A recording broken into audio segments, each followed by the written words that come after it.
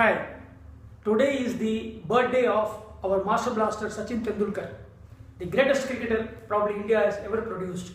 I thought I'll take this opportunity to compare two batting greats in cricket, Bradman and Sachin Tendulkar. Sir Donald Bradman was a prolific run getter in Test cricket. Most of us may not have seen clear video clips of his batting as the technology was not that advanced in those days. However, his records speak for themselves. He was so consistent with his bat that he scored 29 centuries in a career spanning just 52 tests. Of the 2900s, there were many double centuries like 10 and 2 triple centuries, and his career span was nearly 20 years. He had an amazing, humanly impossible to surpass average of 99.96 in Test cricket. That .04 he would have achieved to a perfect 100 had he scored a 4 in his last innings. He also scored 117 first-class centuries at an average of 95.95 plus, which proves that he was prolific and was a difficult batsman to be dismissed. He played at a time the pitches were not covered at all and there was no protection gear in the form of helmets and arm guards, and there was no powerful bats which takes the ball to the boundary very easily. More amazing is the fact that out of the 52 tests he played, in 2 test matches, he is marked absent hurt thanks to ESPN Cricinfo, which means it was as good as not playing in those matches. Furthermore, he had to maintain his form as he didn't play Test cricket for almost 8 years between 1938 and 1946. Wow! He was a class of his own. In his era, he was a superstar, and just on the basis of the mind-boggling consistency reflected in his awesome average, we know he deserves every bit of the accolade he gets even today. He has a befitting knighthood as Sir Donald Bradman. Looking from another perspective, lack of advanced technology, more gentlemanly cricket, save for the bodyline series planned specifically to tame Sir Donald Bradman, and more familiar opponents. 37 of his 52 tests were played against England. 19 of his 29 centuries were also against England. In his time, there were only 5 test playing countries and he didn't play against New Zealand as it was during his long layoff of 8 years. His performance against West Indies, which had a very good pace attack even in those times, was 75 odd, some good notches below his stunning average of 99.96.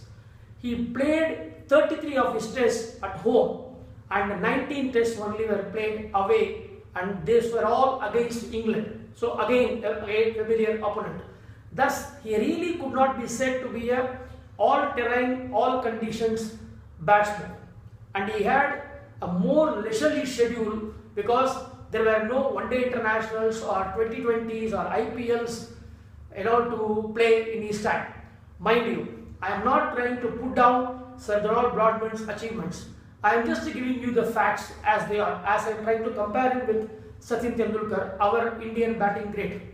Contrasting Sir Don's achievements with our birthday boy, god of cricket, Bharat Ratna, Sachin Tendulkar, one will see that Sachin came into Test scene at a very young age. He played for 24 years before he announced his retirement, most of all of them in both Test cricket, ODIs, where he had a mind-boggling number of 200 tests he played and 463 one-day internationals and many tour matches. I will not count them. And just so that it doesn't draw a blank, a solitary T20 international also he played, and so many IPL matches he has played.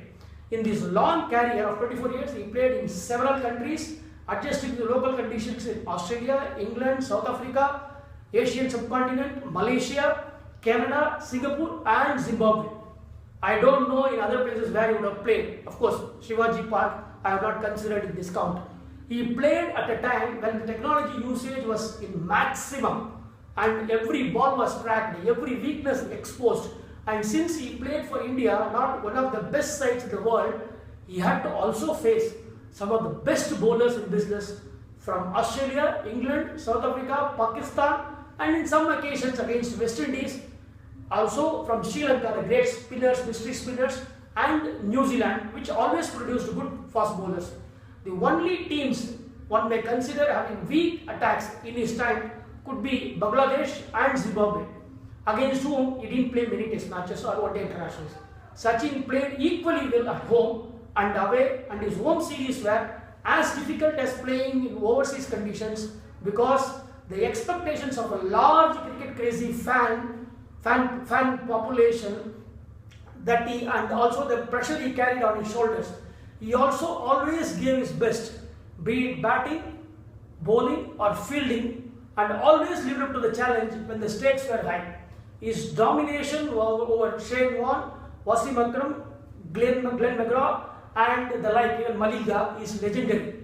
Playing almost non-stop for 24 years with a huge pressure to perform every time he went out to bat or bowl and deliver is something not everyone can do. Only great people can do that.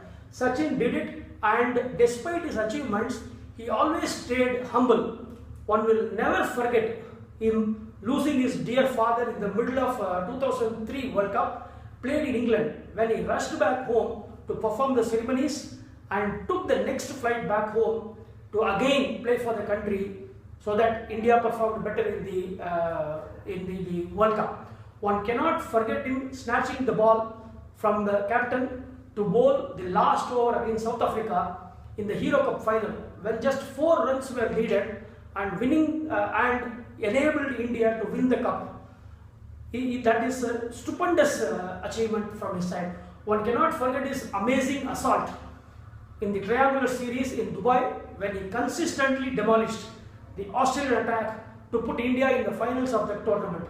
One cannot forget the many 50s and missed centuries that were in addition to the hundreds he scored in ODIs and Test cricket put together. It's befitting that he scored 51 centuries in Test and 49 in one-day internationals, and that his achievements helped put India on the world cricket map very strongly.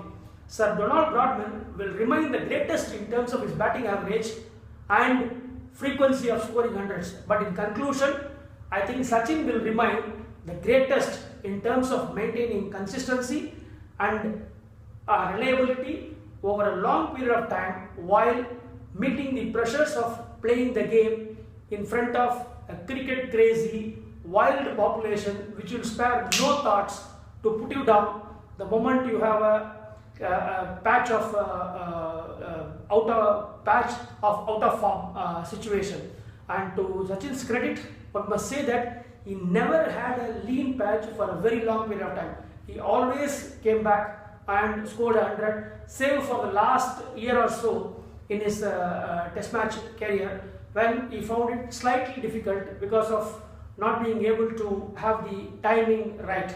He was getting bold and all that, but still Sachin is Sachin. He is the greatest India has ever produced in cricket, and we have to salute him as Bharat Ratna. Happy birthday, Sachin. We are very proud and very blessed to have you as a cricketer in our team. And you are in cricket like this Burj Khalifa, standing very tall in the Indian cricket map. Thank you, and I hope you will have a very long life and serve India in a much better fashion as a coach, as an advisor and whatnot. Thank you very much.